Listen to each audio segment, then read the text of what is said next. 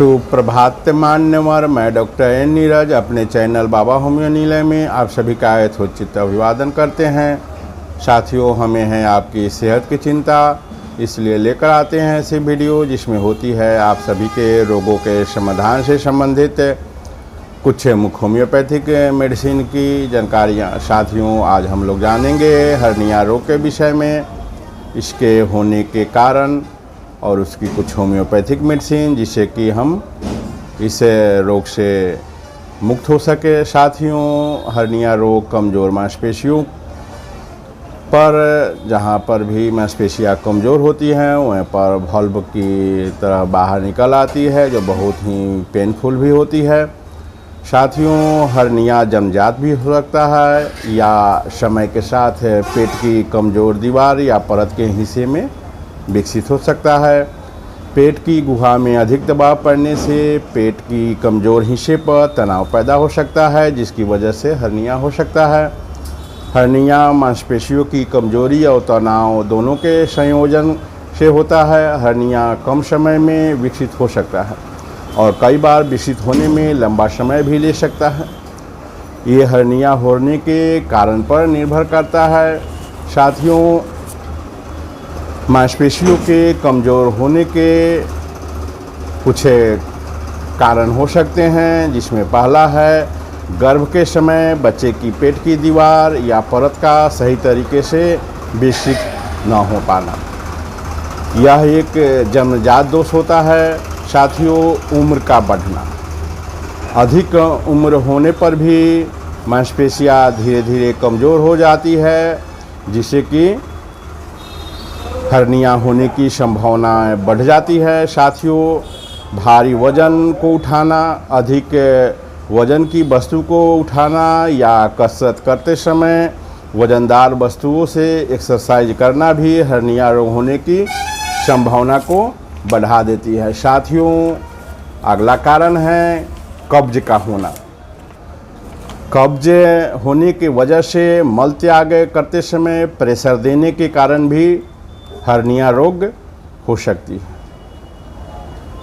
पेट में पानी या जलोदर होना, अगला कारण, अगर पेट में पानी है या जलोदर रोग से हम पीड़ित हैं तब भी हमें हर्निया रोग होने के चांसेस बढ़ जाती है। साथियों, अगला कारण है अचानक से शरीर का वज़न बढ़ना। अधिक वज़न शरीर का एकाएक से अगर बढ़ जाती है तो यह भी हर्निया रोग होने में एक महत्वपूर्ण भूमिका निभाती है। साथियों, लगातार खांसी या छींक का आना, खांसी या छींक की समस्या जो पुरानी समय से चली आ रही हो, यह भी हर्निया रोग होने के मुख्य कारण बनती है। साथियों, खांसते या छींकते समय जो दबाव मांसपेशियों पर पड़ती है वह हर्निया रोग होने के कारण बन जाती है। साथियों, हर्निया रोग के जो ये जोखिम है उसको कम करने के लिए हमें कुछ सावधानियां बरतनी चाहिए, जैसे कि हमें अपने वज़न पर नियंत्रण रखनी चाहिए। साथ ही ऐसी वस्तुओं का हम अपने खान पान में शामिल करें जिससे कि कब्ज की समस्या न हो। साथियों, अगला कारण है मल त्याग करते समय या पेशाब करते समय हम जोर न लगाएं, अधिक दबाव न दें।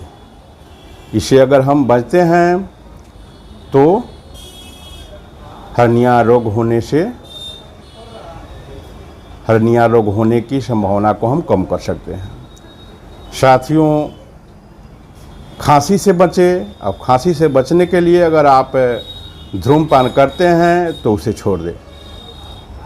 खांसी और छींक हर्निया रोग होने के एक प्रमुख कारणों में से एक है। साथियों, अगर आपकी खांसी पुरानी चली आ रही है तो तुरंत डॉक्टर से संपर्क करके खांसी की समस्या को ठीक करा लें। तो ये कुछ सावधानियां हैं, अगर हम इसे अपनाते हैं तो हर्निया रोग होने से हम अपने आप को बचा सकते हैं। साथियों, अगर हर्निया रोग हो गई हो तो बहुत सारे लोग सर्जरी का विकल्प बताते हैं, लेकिन मैं कहूँगा कि आप सबसे पहले होम्योपैथिक दवा लें। होम्योपैथ की जो मेडिसिन है हर्निया रोग में बहुत अच्छी काम करती है।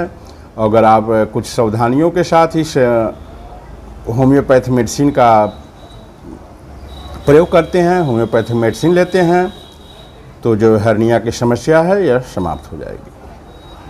आप अगर हर्निया रोग से पीड़ित हैं तो जो मैंने कुछ आपके लिए सावधानियां बताई, वज़न कम उठाना, भारी चीज़ भी आपको जो उठाने के लिए अगर कहीं पर मिले तो उससे बचें।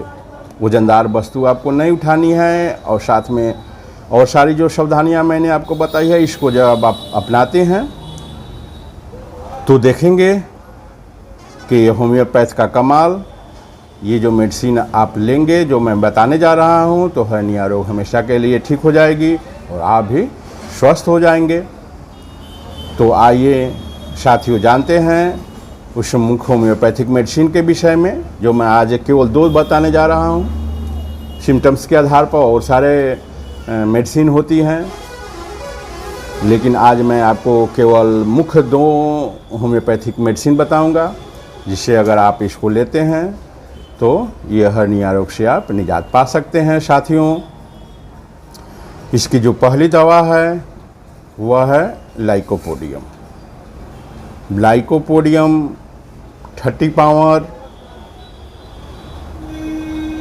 30 ml का पैक आप किसी भी होम्योपैथिक मेडिकल शॉप पर जाएं, लाइकोपोडियम 30 पावर 30 ml में ख़रीद ले और उसकी 3 बूंद दवा 3 बार करके ले।